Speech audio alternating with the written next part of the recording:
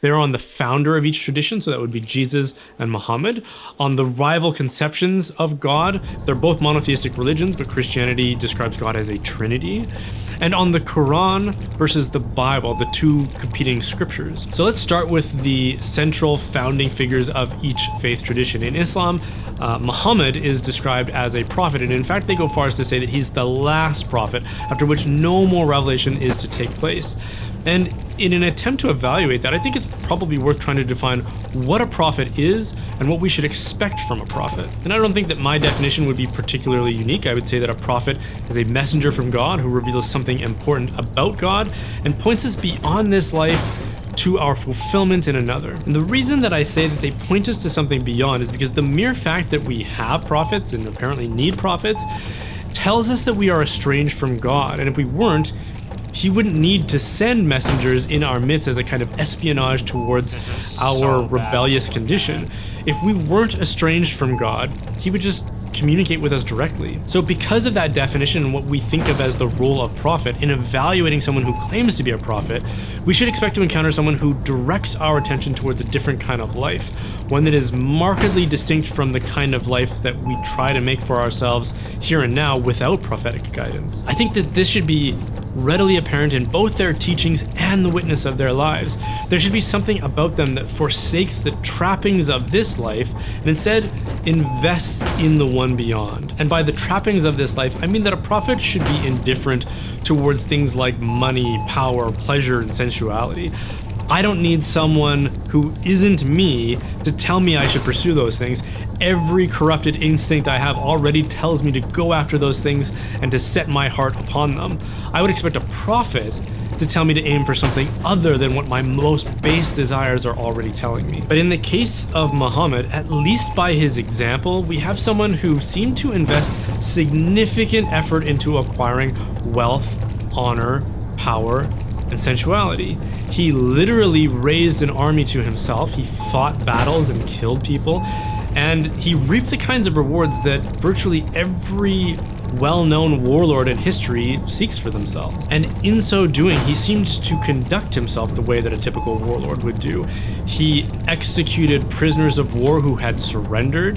He took and sold slaves, including women and children. He took many wives for himself, including one that was so young that the Hadith said that she still played with dolls. In her own words, in her own testimony in the Hadith, it says that she was 6 when they married and 9 when he consummated that marriage. Jesus Christ, by contrast, seems to forsake the things of this life in teaching and example.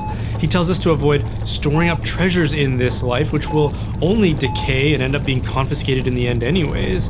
Instead, he says that we should store up treasure in heaven by doing God's will. The Bible depicts Jesus as someone who fasts, who deprives himself of the luxuries of this world, who prays all night long, who performs miracles, who identifies with the lowest members of society, who protects children, and who is indifferent towards honor, wealth, and power. Whereas Muhammad, by contrast, he does not perform miracles. He rules over the lowly.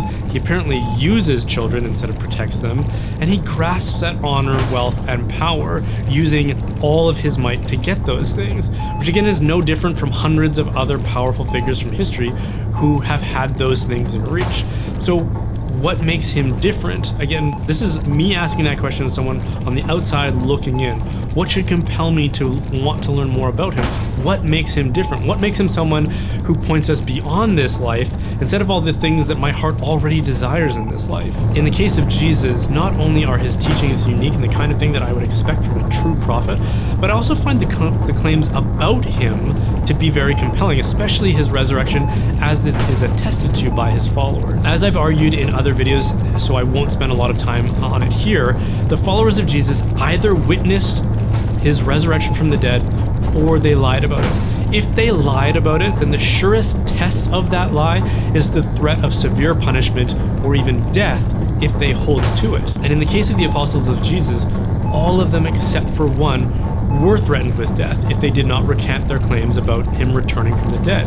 And nobody would die for a lie, especially when they have nothing to gain and everything to lose. And yet, that's exactly what they did when every single one of them was put to that test. Again, a prophet is someone who brings us some revelation about God, the afterlife, or ultimate reality, these big questions. And in the case of God, we're talking about one who is supreme, perfect, all knowing, My almighty, eyes, my completely other than ears. us. He isn't a figment of our imagination. His being doesn't arise from us, but rather we arise from his creative act. What I Help would expect from a me. prophet's message about God is something at least somewhat surprising, because I'm not those things. I'm not perfect.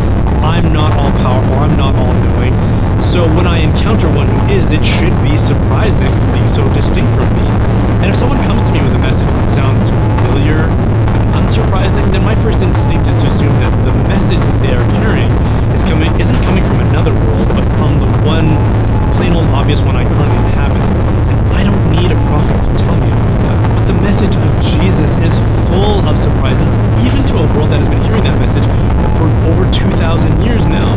But in a world in which those teachings were new, the world that he lived in, they weren't just new, they were shocking to many of the people that Thank you. heard them. Before Jesus, An nobody thought it was a abomination. noble I thing to hate this. identify with the It poor, actually the hurts my sick, eyes. the lame, and the orphan. Those conditions were seen as evidence of divine disfavor, and there's certainly nothing rational about blessing and helping those who can't return the favor.